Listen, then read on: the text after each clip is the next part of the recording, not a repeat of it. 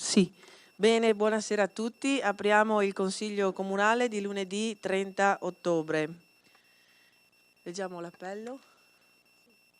Ce l'ha? No, eccolo qua. Allora, De Stefani Gianluca, presente. Canali Giuseppe, Ricatto Luca Ettore, Cibin Cristina, Lorenzon Valentina, Prataviera Silvia,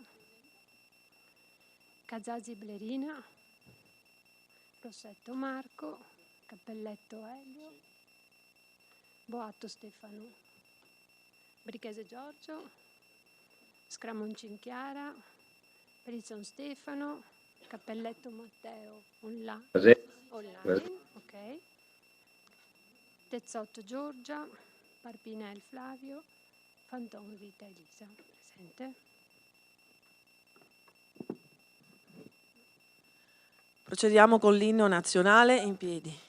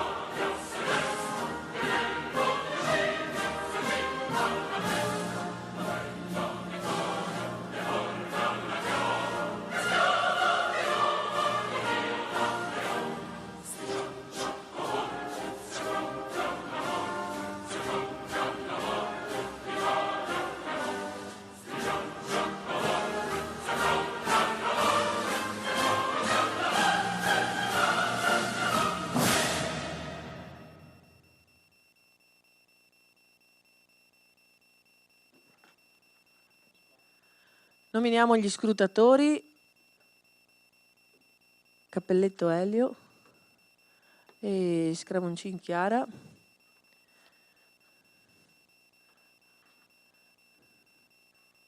Tezzotto Giorgia.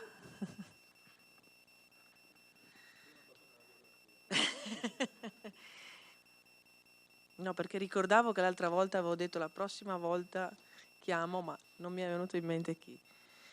L'ordine del giorno, allora, al primo punto abbiamo ad oggetto il governo finanzi le misure PNRR stralciate dal piano. Io do la parola alla lista civica Livenza per l'esplicazione. Parla il capogruppo Pellizzon. Sì, grazie Presidente, buonasera a tutti. Diciamo che questo ordine del giorno ha il senso di voler dare forza all'amministrazione e all'interno di un percorso che è già stato intrapreso da ANCI e anche da tutta una serie di altri soggetti di rappresentanza dell'interesse dei comuni, per evitare che insomma, alcune delle misure presenti nel PNRR vengano stralciate e devolute ad altre attività, o almeno che, come è stato dichiarato dal governo, le stesse vengano sostanzialmente finanziate con altre voci di bilancio. Allora, do lettura della proposta. Il Consiglio Comunale di San Stefano di Livenza, premesso che il piano di ripresa e resilienza PNRR è un'occasione irripetibile per portare l'Italia verso un sentiero di crescita sostenibile, inclusiva e giusta, il PNRR annovera 191,5 miliardi di fondi europei per investimenti entro il 2026, quando la media degli investimenti dello Stato centrale negli anni pre-pandemia contava su valori dell'ordine di 4-5 miliardi all'anno. Considerato che il PNRR ha previsto significative risorse per lo sviluppo delle comunità locali, di cui molte misure e fondi con destinatari comuni. Il Comune di San Stino di Livenza ha raccolto 15 progetti pari a più di 3.300.000 euro di fondi PNRR per importanti attività da sviluppare nel proprio territorio. Altri progetti, tra cui la ciclovia Venezia-Lignano-Trieste, insistono all'interno dei nostri confini comunali. Il Governo nello scorso mese di luglio ha proposto alla Commissione europea una revisione delle misure del PNRR e che la stessa ha approvato dette modifiche a settembre.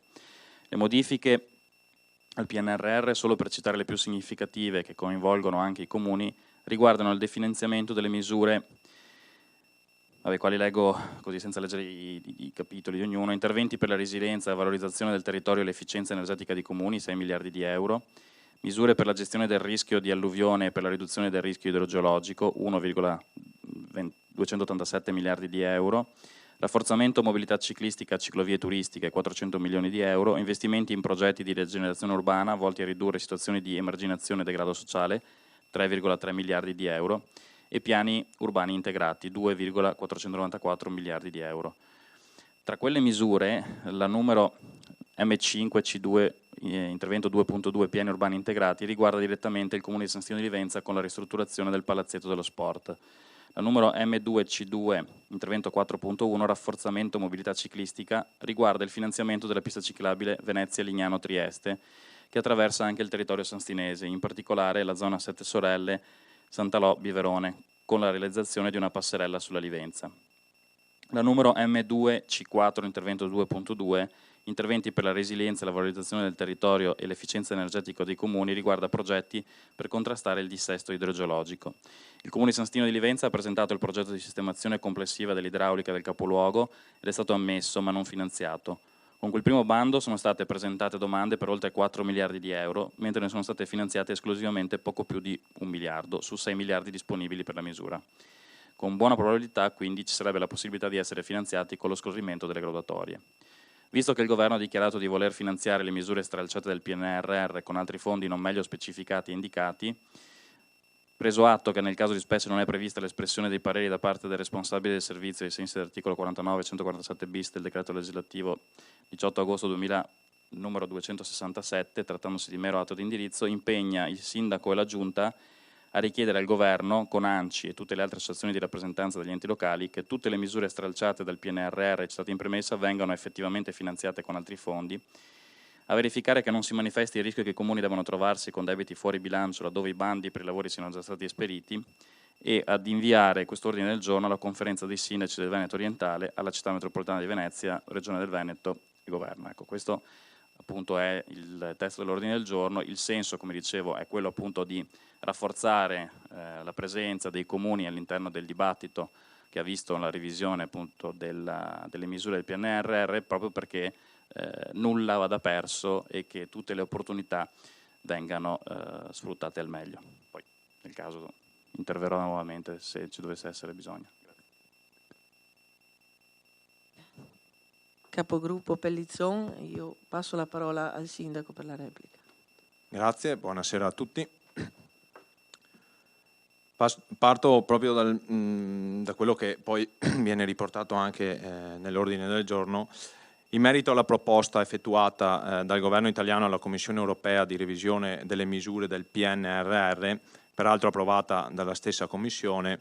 Va sottolineato che la stessa non ha modificato il decreto del Ministero dell'Economia e delle Finanze del 6 agosto del 2021, che ha assegnato le risorse alle singole misure PNRR, ma prevede la sostituzione della fonte di finanziamento per alcuni interventi da fondi PNRR ad altre risorse, che tipicamente già finanziavano opere di rigenerazione e riqualificazione urbana prima dell'approvazione del piano.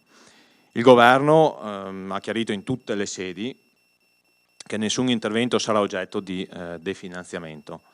Quasi tutte le misure per le quali il Governo intende sostituire la fonte di finanziamento rientrano nei cosiddetti progetti in essere, ovvero progetti già finanziati a legislazione vigente prima del 2020 e successivamente inseriti nel PNRR. L'operazione di revisione delle misure del PNRR è stata attuata a seguito di un importante lavoro svolto sotto la regia del Ministro Fitto, in considerazione del fatto che i progetti finanziati con fondi PNRR necessitano di tempi di attuazione molto veloci, necessitano poi ad esempio di una particolare rendicontazione e di campionamento, oltre ad altre importanti problematiche che avrebbero potuto vanificare l'ammissibilità di tali progetti. Pertanto il Governo ha deciso di riportare tali interventi su una fonte di finanziamento nazionale, la quale semplificherà il lavoro dei comuni, che potranno rendicontare gli interventi con criteri più semplici, pratici e con la certezza della copertura economica per la loro realizzazione. Prova neanche la nota che è pervenuta anche a questo comune diciamo a metà ottobre a firma del Ministro Fitto e del Ministro Piantedosi.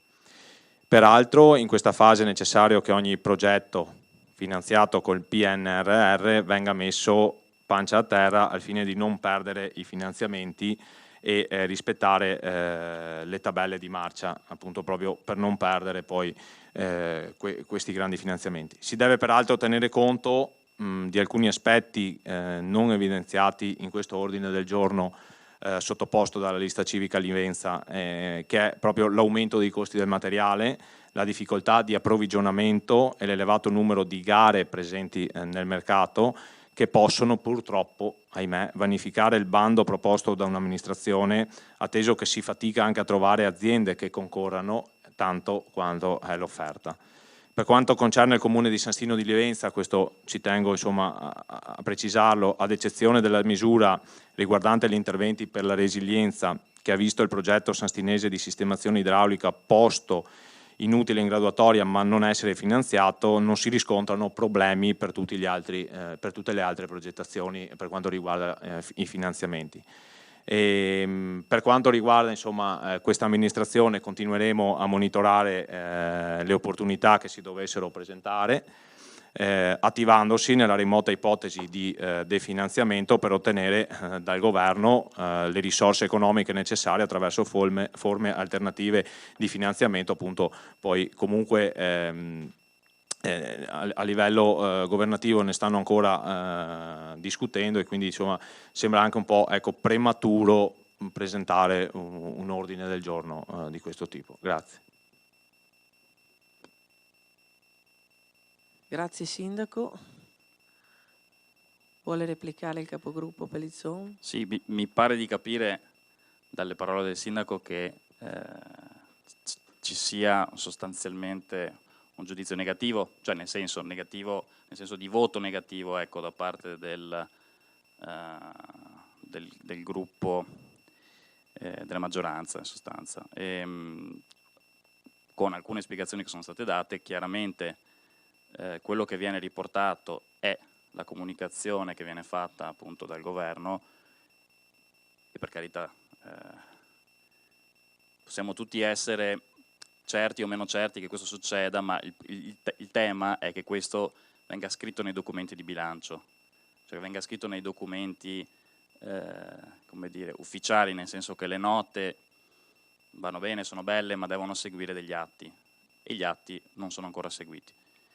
E quello che a noi preoccupa, non è certo questa una battaglia per scalfire come dire, il consenso del governo, cioè, francamente non ci interessa, non penso neanche che con il nostro ordine del giorno domani mattina insomma, il governo perda qualche punto percentuale di gradimento, ma è effettivamente qualcosa che come dire, serve a tutti per dare forza alle attività che sta facendo l'amministrazione, perché io sono francamente un po' preoccupato, nel senso che al netto di tutte le rassicurazioni, quello che invece sta arrivando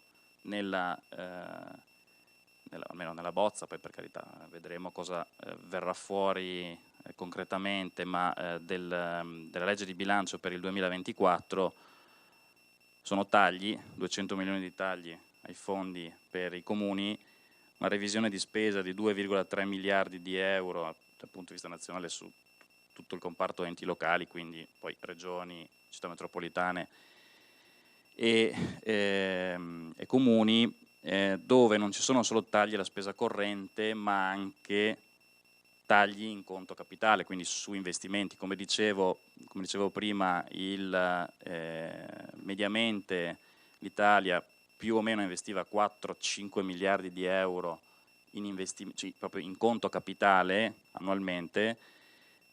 Insomma, dover rifinanziarne 16 con altre misure la vedo un po' complicata. Io mi auguro, perché sarebbe veramente folle andare a come dire, non prevedere la sostituzione almeno di quelli che sono i progetti già finanziati, appunto penso nel caso nostro al Palazzetto dello Sport, così come anche ad altre misure. Cioè, mi sembrerebbe veramente una cosa abbastanza rischiosa, anche cioè, al limite del contenzioso tra Stato ed enti locali. Però c'è da dire che ci sono tutta una serie di misure, citavo prima forse quella più interessante, diciamo così, che è quella dal punto di vista degli interventi per la resilienza, valorizzazione del territorio e l'efficienza energetica dei comuni, che ha come tema il contrasto del dissesto geologico.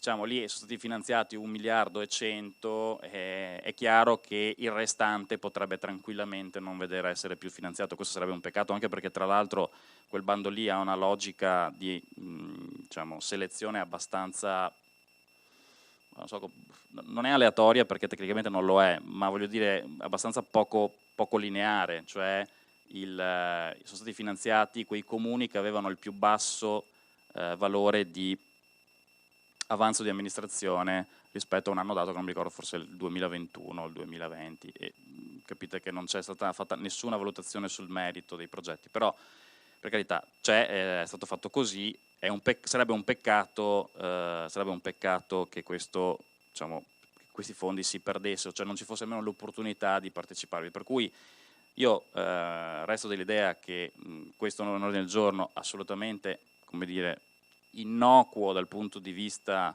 della tenuta politica anche della maggioranza o di quello che è l'aspetto poi che vi lega a livelli più elevati, anche perché spesso e volentieri gli ordini del giorno che sono stati presentati, le mozioni negli anni passati, si faceva spesso riferimento al fatto che insomma, dovessimo noi non preoccuparci o di votare contro una maggioranza, contro diciamo, un livello governativo che poteva essere più vicino alle nostre sensibilità. Ecco, mi pare che qui invece stiamo andando esattamente nella situazione opposta, cioè di fatto ci state dicendo di no in un ordine del giorno che, come dicevo, non è che sia particolarmente rivoluzionario, ecco.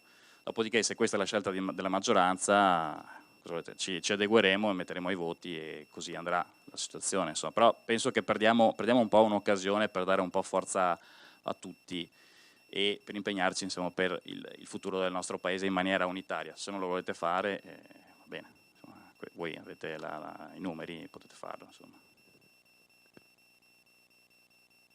Grazie, replica il sindaco. Sì, grazie. Ma guardi, capogruppo, quello che appunto, come anticipato prima, consideriamo appunto che sia prematuro oggi presentare un ordine del giorno di questo tipo, perché di ragionamenti insomma ce ne sono ancora molti. Non da ultimo ho avuto modo insomma di partecipare all'assemblea ANCI nazionale a Genova, sono rientrato giovedì sera e proprio in merito a questo tema insomma penso che le istituzioni, i sindaci sono tutti uniti nel portare avanti questo tipo di ragionamento. Appunto nessuno si muove ancora proprio perché comunque non abbiamo ancora nulla di certo. Quindi lascerei insomma, al governo lo spazio di lavorare. Noi comunque, se vogliamo utilizzare un termine, li marchiamo. E ripeto, tutta la conferenza ANCI è d'accordo sull'unione, siamo tutti uniti per appunto comunque avere risposte, e quindi semplicemente proprio per questo motivo insomma, ecco, ripeto, a fronte anche del fatto della lettera che abbiamo ricevuto dal Ministero, dove comunque in sintesi ci dicono di proseguire, insomma anche il palazzetto al momento insomma tutto fila liscio, abbiamo avuto insomma, l'azienda che adesso inizieranno i lavori. Quindi tutto qua, non è nulla di contro a nessuno, ma è semplicemente prematuro e quindi vorremmo prima avere delle notizie più certe dal governo. Grazie, procediamo con la votazione. Favorevoli? Astenuti? Contrari? Bene. Procediamo con l'immediata eseguibilità. Non c'è.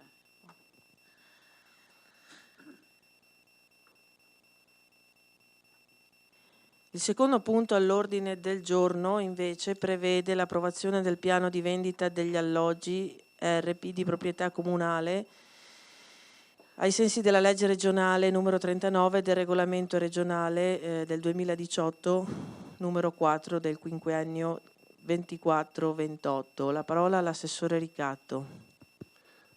Sì, buonasera a tutti. Non c'è molto di nuovo, praticamente si ripropone lo stesso piano di vendita che c'era. Mancano all'appello 2 abitazioni, sono state nel frattempo vendute, una in via Fermi e una in via Pasolini. C'è solo una piccola cosa che vorrei rendere il Consiglio partecipe, l'ho già detto l'altra sera in commissione. Abbiamo una questione per una proprietà in via Don Mazzolari che di fatto è del comune, ma in realtà c'è un contenzioso che dobbiamo dipanare con i legittimi eredi. La situazione adesso la prenderemo in mano quando loro saranno in grado di fornire tutti gli dettagliati le inchieste che abbiamo fatto, i dati che abbiamo chiesto, perché loro dicono che la casa sia stata riscattata totale, ma non manca di fatto l'atto di conversione di proprietà. Nel frattempo è dentro il piano di vendita, poi nel momento in cui vi faremo partecipi di questa situazione, insomma. Non c'è nient'altro da...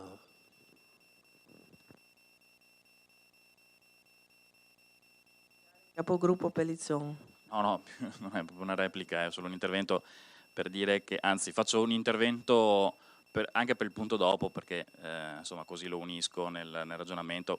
Cioè il piano che è stato proposto, così come poi dopo la convenzione, insomma, sono strumenti che vanno bene, sono appunto nel solco di quello che è stato negli anni, per cui non abbiamo assolutamente nessuna osservazione particolare. Appunto seguiremo questo caso specifico sperando che si concluda positivamente, che poi non so qual era il caso positivo, se più uno o l'altro si diceva in commissione, ma comunque poi immagino che nel caso dovrà essere spunto dall'elenco degli immobili da vendere, ma insomma non c'è alcun problema, insomma. Grazie.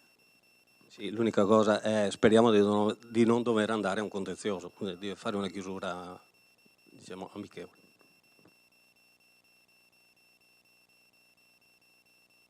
Se non ci sono altri interventi, anche qua procediamo con la votazione.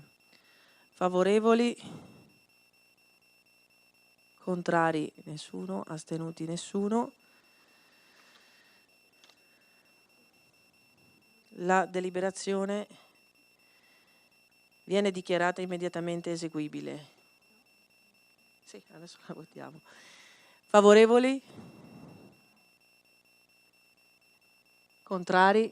Astenuti? Nessuno. Quindi dichiariamo immediatamente eseguibile.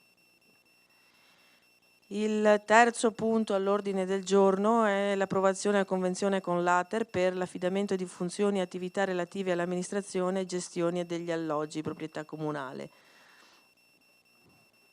Parla sempre l'assessore Ricatto. Allora, l'atto che andiamo a proporre praticamente è una convenzione che già è in essere, che noi semplicemente chiediamo al Consiglio Comunale di riconfermare, dove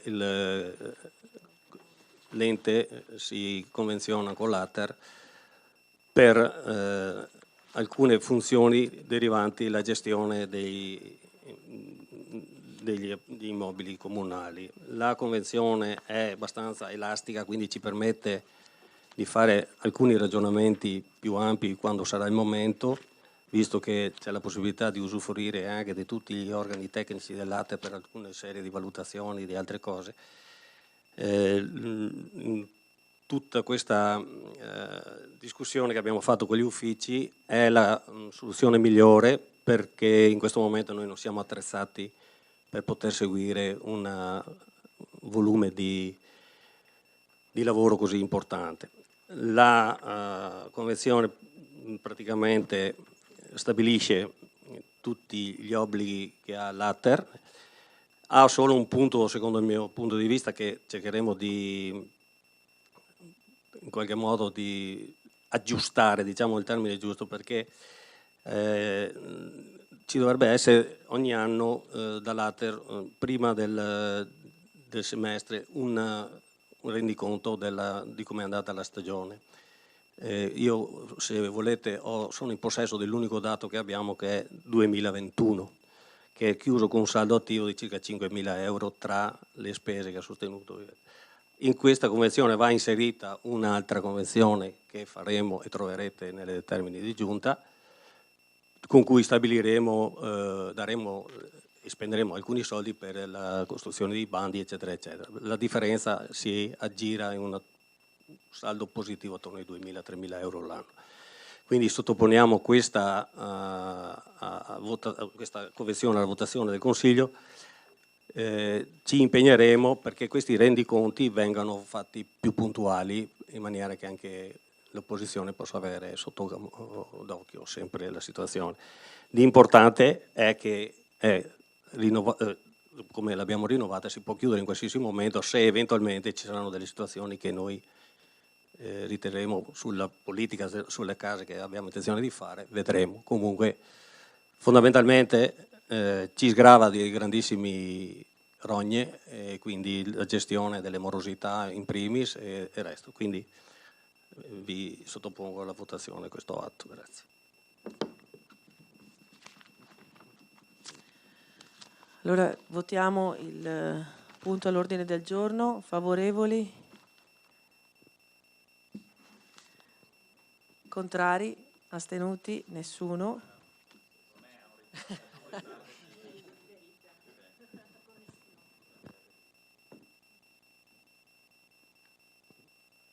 Votiamo l'immediata eseguibilità. Favorevoli?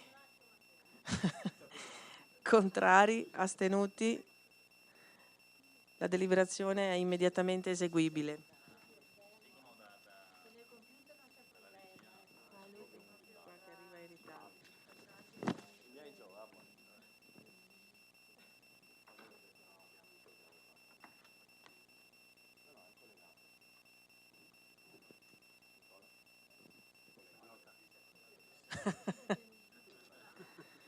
Il quarto punto all'ordine del giorno prevede la ciclovia nazionale Trieste-Venezia, tratto Veneto, nei comuni di San Michele al Tagliamento, Caorle, Concordia Sagittaria, Portogruaro, San Stino di Livenza, città metropolitana di Venezia. La ratifica l'accordo di programma, parla il sindaco, prego. Sì, grazie. So che ne avevate parlato anche in commissione, appunto io ero a Genova e quindi non sono riuscito ad essere presente alla commissione, però in sintesi insomma questo è un bel progetto per la fruibilità poi del territorio, e questo riguarda il primo lotto funzionale dove rientra anche appunto il comune di San Stino di Livenza, e è stato già firmato l'accordo di programma insieme agli altri comuni, e quindi ora deve passare in consiglio poi per la variante urbanistica, per quanto riguarda poi da inserire nel nostro piano, e due sostanziali modifiche, diciamo, rispetto al progetto originale che abbiamo voluto apportare appunto dopo una serie di verifiche, è che è stato modificato che al posto del sottopasso presso la strada provinciale 59 in località circa Contarina viene fatto un passaggio a raso, quindi non viene più fatto un sottopasso, anche per poi appunto tutte le criticità del caso, insomma il tipo di terreno e anche poi per il piano acque, quindi verrà fatto un passaggio a raso con un semaforo a chiamata, insomma in modo che al momento che arriva la bicicletta prenotano il passaggio e quindi diventa più fruibile. E è stato un po' modificato il percorso precedente perché prevede questo tipo di progetto prevede l'asfaltatura e l'adeguamento di via Santalò verso, per aver poi un accesso in sicurezza direttamente da via di Pioppi e quindi diciamo così spostare poi tutti quelli che sono gli autoveicoli dalla strada arginale e portarli su via Santalò, che ha una fruibilità insomma maggiore, perché poi anche la larghezza dell'asse stradale insomma è molto più ampia, e quindi riservare poi quella che sarà la strada arginale per la ciclovia, quindi per far modo insomma che la ciclovia sia più sicura, e resterà ovviamente il passaggio per i residenti. Quindi sostanzialmente è questo, l'accordo di programma è stato firmato e quindi insomma adesso votiamo questa per poi apportare insomma la variante urbanistica. Grazie. Si prenota il capogruppo Pellizzon. Sì, grazie. Allora, sì, le modifiche che sono state illustrate in commissione anche dal sindaco possono essere sicuramente funzionali, insomma, quindi da questo punto di vista come dire, può essere sicuramente una soluzione anche valida.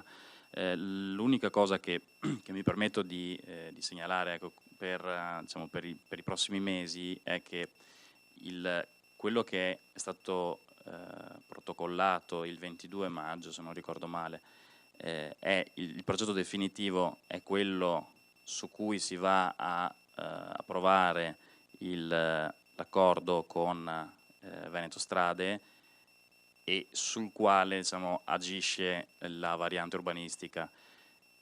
Le modifiche che vengono fatte, se sono state oggetto di una conferenza dei servizi, scusate, una conferenza dei servizi, e quindi sono state effettivamente oggetto di un'approvazione, ecco, è importante che siano come dire, in qualche maniera statualizzate, nel senso che non vorrei che poi Veneto Strade continuasse con il precedente progetto, o che comunque insomma si perdesse un'occasione, cioè un'opportunità, nel senso che a volte diciamo, a togliere alcuni enti sono più veloci, a rimettere sono un po' meno veloci, per cui è importante che la variazione, cioè il mancato costo del sottopasso, sia effettivamente, come illustrato in commissione, poi riverberato positivamente di nuovo sul territorio, e che quindi quel tipo di progetto che voi avete discusso con Veneto Strade trovi effettivamente insomma il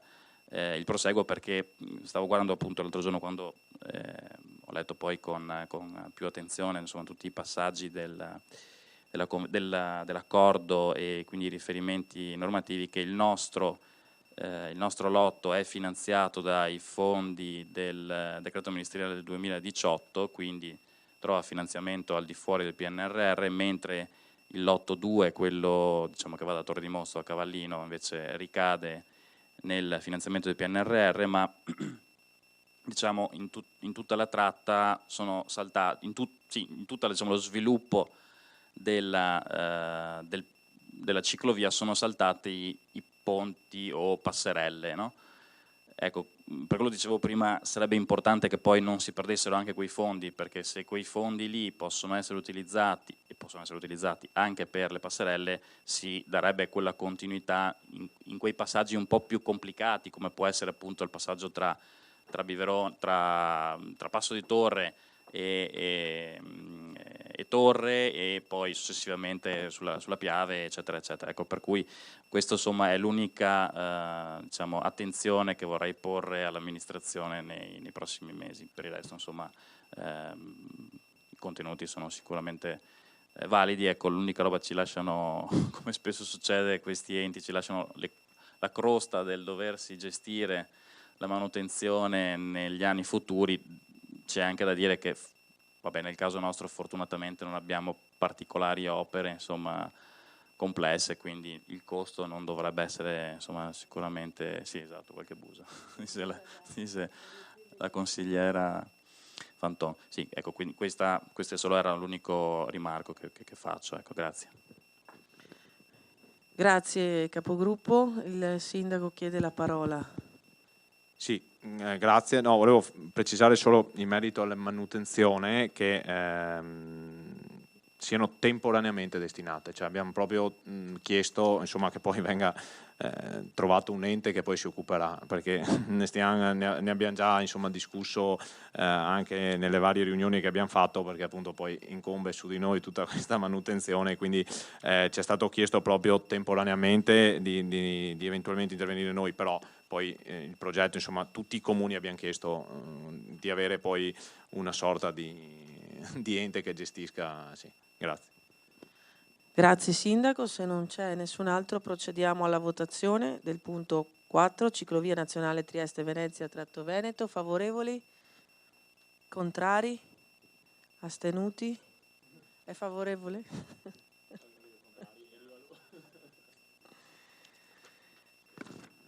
Votiamo la deliberazione per l'immediata eseguibilità. Favorevoli? Contrari? Astenuti? Delibera viene eseguita immediatamente. Grazie e buona serata a tutti.